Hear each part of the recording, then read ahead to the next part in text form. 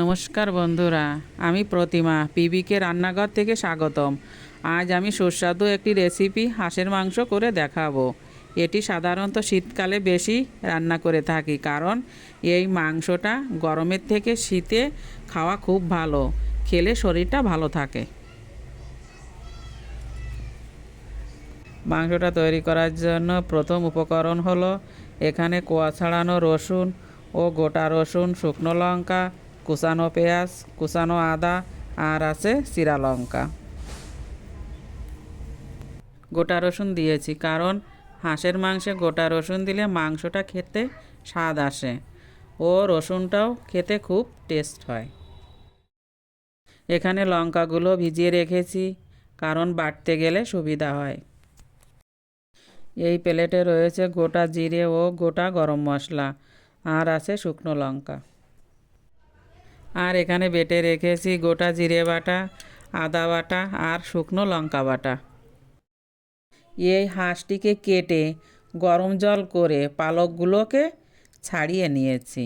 হাঁসটি পরিষ্কার করতে প্রায় 2 ঘন্টা মতো সময় লেগেছে। এরপর এভাবে কেটে নিয়েছি রান্না করার জন্য।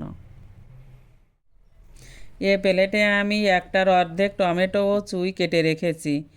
এই চুইয়ের ঝাল হাঁসের মাংসে দিলে খুব টেস্ট হয় এবং খাওয়াও খুব উপকারী। এরপরে এই চুইটাকে শিলে থেতো করে নেব। আগের প্লেটে গোটা জিরে, গোটা গরম মশলা ছিলই, আর রেখেছি শুকনো লঙ্কা ও তেজপাতা, এগুলো ফোড়ন দেওয়ার জন্য। প্রথমে উনুনটাকে ধরিয়ে নেব। আজ আমি কিন্তু গ্যাসে নয়, উনুনে রান্না করছি। কড়াইতে তেল দিয়ে দিয়েছি, তেলটা গরম হয়ে গেছে। এবার দিয়ে দেব ফোড়নের জন্য শুকনো লঙ্কা, তেজপাতা, গোটা জিরে আর গোটা গরম মশলা। এবার দিয়ে দেব কুচানো পেঁয়াজগুলি, দিয়ে একটু নাড়াচাড়া করব।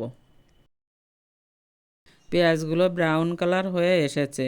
এবার দিয়ে দেব আদা বাটা, টমেটো কুচি, থেতো করে রাখা চুই, দিয়ে নেড়ে চেড়ে নেব। তারপর দেব জিরে বাটা, তারপর দেব মশলা ধোয়া জল, দিয়ে দেব 2 চামচ নুন ও হলুদ, দিয়ে আরও একটু নাড়াচাড়া করব। বন্ধুরা, আমার ক্যামেরাম্যান পরিবর্তন হয়ে গেছে, তার জন্য ভিডিওটা সঠিক হয়নি, তার জন্য সরি। যাই হোক, এবার রান্নায় ফিরে আসা যাক। এবার দিয়ে দেব সানরাইজের লঙ্কার গুঁড়ো, দিয়ে একটু নাড়াচাড়া করে দিয়ে দেব থেতো করে রাখা রসুন। আবার নাড়াচাড়া করতে হবে। মশলাটা কষানো হয়ে গেছে। এবার দিয়ে দিয়েছি কেটে রাখা হাঁসের মাংস, তারপর দিয়ে দেব শুকনো লঙ্কা বাটা ও থেতো করে রাখা চুই। মাংসটা একটু নাড়াচাড়া করে দিয়ে দেব সেই প্লেটে রাখা গোটা রসুনগুলি। এভাবে আমি মাংসটাকে 20-25 মিনিট পর্যন্ত কষাতে থাকব। এবার দিয়ে দেব 3 হাতা উষ্ণ গরম জল। বন্ধুরা, তোমাদের আমি একটা টিপস দিই, যেসব হাঁসের মাংস বয়স হয়ে গেছে বা তাড়াতাড়ি সেদ্ধ হতে চায় না, সেই মাংসের ভেতরে সুপারি বা পেঁপে কেটে দিলে তাড়াতাড়ি সেদ্ধ হয়ে যাবে। আগে মাংসটা কষানোর জন্য অল্প নুন হলুদ দিয়েছিলাম। এবার দিয়ে দেব স্বাদ মতো নুন ও হলুদ। মাংস কষানো কমপ্লিট। এবার দিয়ে দিয়েছি পরিমাণ মতো জল। এখানে জল আছে 8-9 গ্লাস জল। হাঁসের মাংসে জল একটু বেশি লাগে।